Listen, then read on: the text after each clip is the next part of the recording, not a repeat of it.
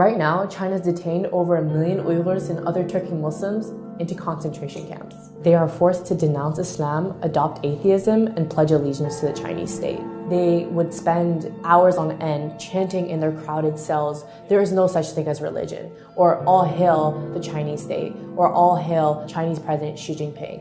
And if the detainees disobey, or if there's any type of resistance, there is torture being used. There are at least 800,000 and possibly up to a couple of million folks in these detention facilities. Nails are being pulled out, teeth are being pulled out. They're using snakes to interrogate. People are being beaten until they're dead. They're being sterilized, a method used in genocide. They're forced to sit on what's called a tiger chair, where they're clamped down on this chair for hours on end, oftentimes in solitary confinement. People are being sent to these camps for random reasons. One of them could easily be you are in contact with someone abroad. You have a family member abroad. You engage in religion. So if you pray, if you mention the word God in your speech, if you fast, any type of indication that you are practicing religion, that is enough for you to be sent to the camps. And thousands of people have actually been transferred from these camps to prisons. One of my relatives in early 2017 got put inside one of these camps.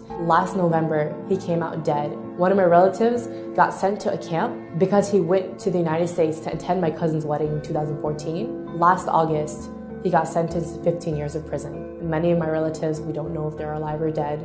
And there's not a single Uyghur who doesn't have at least one family member in these camps or some form of detention or prison.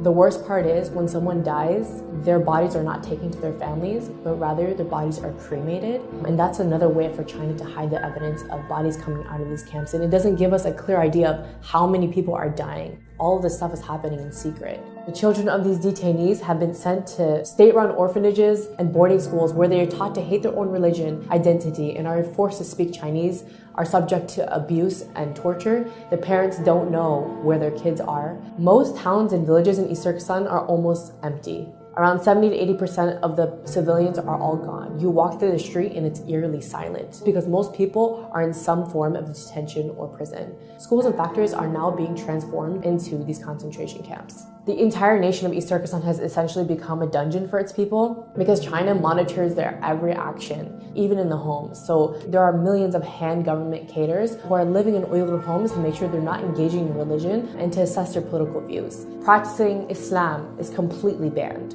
So for me to even say something like, "Oh, I'll see you tomorrow, God willing," is prohibited because you said the word God. Even having an Islamic name is a crime. So you have to change your name from a name like Muhammad or Fatima to an ethnic Han name. Thousands of Uyghur women are also forced to marry ethnic Han Chinese men. And this is another way to get rid of the next generation of Uyghurs. So why is China cracking down on Uyghurs and Turkic Muslims specifically? East Turkestan is really rich in minerals and resources, so by putting people into camps and basically carrying out an ethnic cleansing, China is attempting to maintain tight control over the mineral-rich land. You might wonder why the world has been really silent about this whole issue, and it's because of a few reasons. Number one, China has tightly controlled its media, so a lot of what's happening can't really be revealed outside to the rest of the world. Number two, even when people know about it, or even when governments know about it, they are forced to remain silent due to Chinese pressure and their economic and strategic ties to the country. So the question is, what can you do?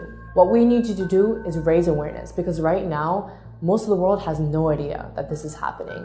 Pressure your government leaders to acknowledge China's occupation of East Turkestan and its systematic campaign to wipe out the Uyghurs and other people of East Turkestan. Support your local Uyghur communities. They're in dire need of international support. Come out to their protests. Organize protests in front of Chinese embassies and bodies that can actually take action to challenge China's ethnic cleansing of the Uyghurs.